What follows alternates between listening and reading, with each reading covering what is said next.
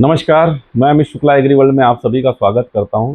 आज का जो टॉपिक है उड़द और उड़द के बारे में हम बात करेंगे। फिलहाल बात करें तो चेन्नई में बर्मा उड़द जो है अभी फिलहाल FAQ 68, 50, 75 के रेंज में है। और SQ की बात करें तो लगभग 77-25 के आसपास व्यापार हो रहे हैं। देसी उड़दे की बात करें तो देसी उड़दा क्योंकि इस साल जो भारी बारिश के कारण क्वालिटी को काफ़ी नुकसान हुआ है, तो 4000 से लेके 4000, 3500, 4000 नीचे में जो हल्के माल है बिक रहे। ऊपर में अगर बेस्ट माल है तो 6500 लेके 7000, 72-73 तक लगभग जो टॉप क्वालिटी है व्यापार हो रहा है देसी उड़द में। अब फिलहाल स्थिति उड़द के बारे में बताएं तो डिमांड अगर बात करें तो डिमांड काफ़ी डोमेस्टिक लेवल पे स्लो है। फसल निश्चित तौर पे कम है, इसमें कोई दो राय नहीं है। चाहे महाराष्ट्र हो, कर्नाटक हो, MP, UP, राजस्थान, हम देख रहे हैं कि अभी तक जो अराइवल का डेटा हम लगातार आपको शेयर भी कर रहे हैं अपने व्हाट्सअप, जो अपने सब्सक्राइबर को लगातार डेली, उसमें हम देख रहे हैं कि सिग्निफिकेंट जो है लास्ट ईयर से जो अराइवल है सिग्निफिकेंट कम दिख रहा है। और मार्केट में आप भी पता करेंगे तो आपको भी पता चलेगा कि स्थिति क्या है। अराइवल काफ़ी स्लो है और महाराष्ट्र कर्नाटक में एक बड़ा पोर्शन ऑलरेडी उड़द का निकल चुका है, बहुत ज़्यादा अराइवल यहाँ बढ़ने का नहीं है।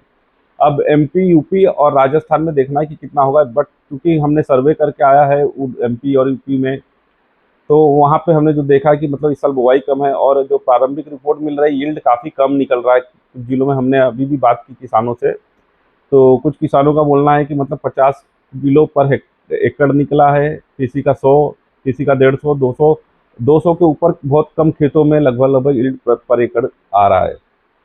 तो ये हो गया डोमेस्टिक लेवल की। लेकिन अब सप्लाई और प्रोडक्शन जरूर थोड़ा सप्लाई थोड़ा टाइट है डोमेस्टिक लेवल का देखे या, और प्रोडक्शन जरूर कम है। बट मार्केट सिर्फ प्रोडक्शन कम होने से नहीं, डिमांड पे चलता है। और एक तो जो लोअर क्वालिटी प्रोडक्शन रहता है, हमने हाल फिलहाल में देखा है कि वो बाजार को थोड़ा खराब करता है।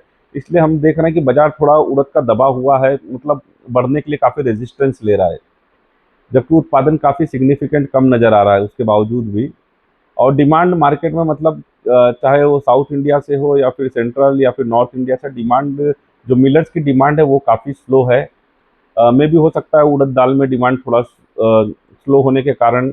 बट क्योंकि अब जैसे जैसे हम आगे बढ़ेंगे तो फेस्टिवल है और ये ठंड के टाइम पे थोड़ा उड़द का डिमांड रहता है, तो उम्मीद करते हैं कि यहाँ से डिमांड निकलेगा।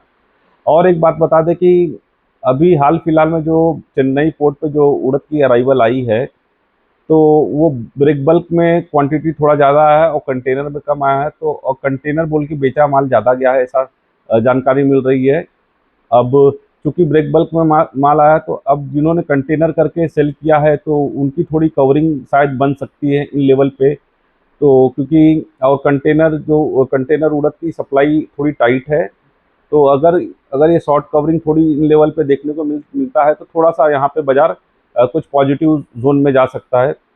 और एक खबर आपको दे दूं कि चंदौसी और सहारनपुर लाइन में अभी उड़द की स्थिति बहुत अच्छी है। बट आपको बता दूं कि मौसम का जो हमने विभाग की रिपोर्ट देखी है, 4 से 6 तारीख के बीच में जो चंदौसी और सहारनपुर लाइन में भारी बारिश की संभावना है। खासतौर पर 5 तारीख को काफ़ी भारी से भारी बारिश होने की संभावना है वहाँ पे। अभी कितनी बारिश होगी या नहीं होगी वो आगे समय करेगा, बट अभी जो मौसम का फोरकास्ट देख के नज़र आ रहा है कि काफ़ी सीरियस मतलब लेवल पे बारिश हो सकती है। अब फसल को क्या होगा वो समय बताएगा। लेकिन अभी जो प्रारंभिक तौर पे मेरे पास जो जानकारी मिली है, जो हम लगातार रिसर्च करते हैं, चाहे वो वेदर हो या फिर सप्लाई डिमांड हो, गवर्नमेंट की नीति हो या बफर स्टॉक हो गवर्नमेंट के पास, तो सारे, क्योंकि इस बार बफर स्टॉक भी गवर्नमेंट के हाथ में उड़द नहीं है। तो ओवरऑल जो उड़द का सीन ऐसा समझ में आ रहा है कि 75 चेन्नई SQ का सपोर्ट है। ऑन द हायर साइड 8000 और 82 के ऊपर निकले, 82 के ऊपर अगर सस्टेन करता है तो एक अच्छी तेजी मिलेगी। अभी रिसेंट का जो चेन्नई उड़द SQ का हाई 79 है, तो फिलहाल एक वो भी लेवल तोड़ता है तो थोड़ा पॉजिटिव जोन में और अच्छा देख सकते हैं। 75 के ऊपर जब तक है तब तक उड़द SQ चेन्नई का पॉजिटिव रहने की उम्मीद है। हालांकि बड़ी तेजी जब तक 82 के ऊपर नहीं जाता वो थोड़ा मुश्किल लग रहा है। डिमांड जरूर कमज़ोर है, बट फंडामेंटल अगर देखें तो इस साल सप्लाई थोड़ा टाइट रहने का उम्मीद है। बर्मा से भी थोड़ा सेलिंग प्रेशर जरूर कम हुआ है जो पहले देख रहे थे। अभी हाल फिलहाल में बर्मा ने काफ़ी माल बेचा है, तो उनके पास जो एक्सेस स्टॉक था थोड़ा सा वो कम हुआ है, तो वो जाके उनकी चिंता कम हुई। नहीं तो अदरवाइज जो स्टॉक एक्सेस होने की वजह से वहाँ पे काफ़ी चिंता थी और भाव घटा के बेच रहे थे। तो उम्मीद करते हैं कि बर्मा से ज़्यादा सेलिंग प्रेशर अब नहीं देखने मिलेगा।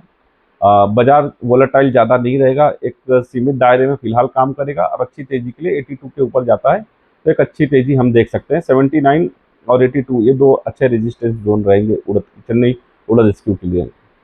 और ये हमारा एग्रीवर्ल्ड की तरफ से कोई बाय सेल रिकमेंडेशन नहीं है, हम सिर्फ आप तक बाजार की जो वस्तु स्थिति है जानकारी है पहुंचाने का प्रयास कर रहे हैं। आप खुद रिसर्च करके अपने ब्रोकर से जानकारी इकट्ठा करके आप अपने विवेक से सप्लाई डिमांड देखते हुए व्यापार करें। डिमांड जरूरी नहीं, पिछले साल भी आपको बता दें कि उड़द का क्रॉप, डोमेस्टिक उड़द का क्रॉप कम हुआ था, हमें लग रहा था बाजार बढ़ सकता है, बट अच्छा खासा बाजार वहाँ से डाउन हुआ था। तो डिमांड और इंपोर्ट, गवर्नमेंट पॉलिसी, इस पर भी काफ़ी कुछ निर्भर करता है दाम।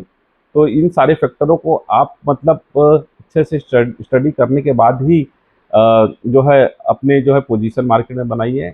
और हमारे बोलने पे नहीं कि हम जो बोल रहे हैं वो सब सत्य है।